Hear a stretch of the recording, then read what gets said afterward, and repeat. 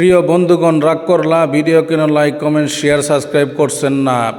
প্রিয় বন্ধুগণ, মানুষ যখন অপবাদ দেয়, ভুল বুঝে বিশ্বাসঘাতকতা করে, তখন একজন মুমিন কি করবে?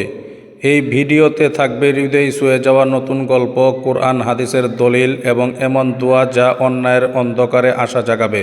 আপনাকে কি কখনো এমন অপবাদ দেওয়া হয়েছে যেখানে আপনি নির্দোষ ছিলেন কিন্তু কেউ বিশ্বাস করেনি, কেউ কথা রাখেনি? কখনো কি মনে হয়েছে, হে আল্লাহ, তুমি ছাড়া আমার সত্য কেউ জানে না? আজকের এই ভিডিওটি হয়তো আপনার চোখে পানি এনে দেবে, কারণ আল্লাহ কখনো মুসলিমের কান্না ফিরিয়ে দেন না। ঢাকার এক মাদ্রাসার শিক্ষক ছিলেন আব্দুল্লাহ, শান্ত স্বভাবের একজন তবিয়তের মানুষ। সবাই তাকে সম্মান করত। একদিন মাদ্রাসার টাকা হারিয়ে গেল।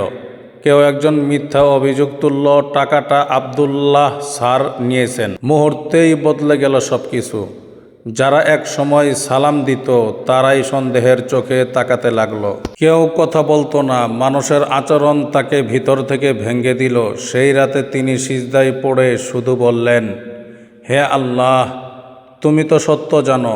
যদি আমি নির্দোষ হই তাহলে সত্যকে প্রকাশ করে দিন। আমিন।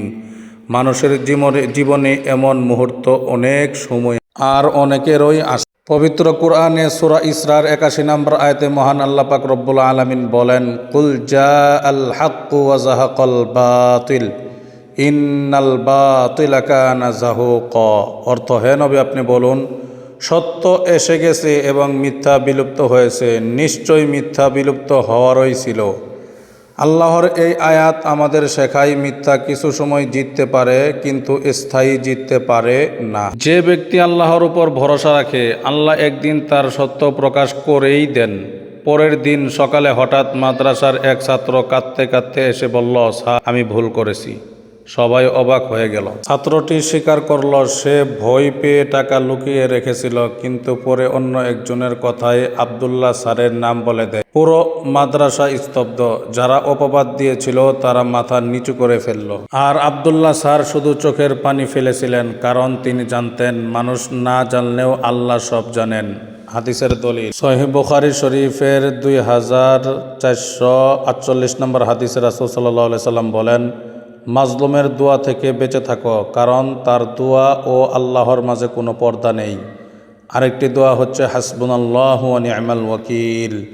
আল্লাহ আমার জন্য যথেষ্ট এবং তিনি উত্তম কর্ম বিধায়ক। উপরোক্ত যে ঘটনাটি বলেছিলাম সেটি একটি কাল্পনিক, কেউ সিরিয়াসলি নেবেন না। যখন কেউ অন্যায়ভাবে অপবাদ দেয় তখন প্রতিশোধের আগুনে না জ্বলে আল্লাহর কাছে বিচার চাওয়া একজন মুমিনের শক্তি। আজ হয়তো আপনাকে কেউ ভুল বুঝছে, হয়তো আপনার সত্য কেউ দেখছে না, কিন্তু মনে রাখুন, আল্লাহ কখনো সত্যকে চিরকাল লুকিয়ে রাখেন না। আল্লাহ অবশ্যই প্রকাশ করে দিবেনই একদিন, ইনশাআল্লাহ। রাত যত গভীর হোক, ফজর ঠিকই আসে। তাই আজ এই দোয়া করুন, হে আল্লাহ, আমার সত্যকে প্রকাশ করে দিন আর আমাকে ধৈর্যশীল বানিয়ে দিন। আমিন। যদি ভিডিওটি আপনার হৃদয় ছুঁয়ে যায় তাহলে এখনই ভিডিওটিতে একটি লাইক দিন। কমেন্টে লিখুন, আল্লাহ সত্য প্রকাশ করেন। এমন ইসলামিক ভিডিও পেতে লাইট অফ দোয়াস চ্যানেলটি সাবস্ক্রাইব করুন।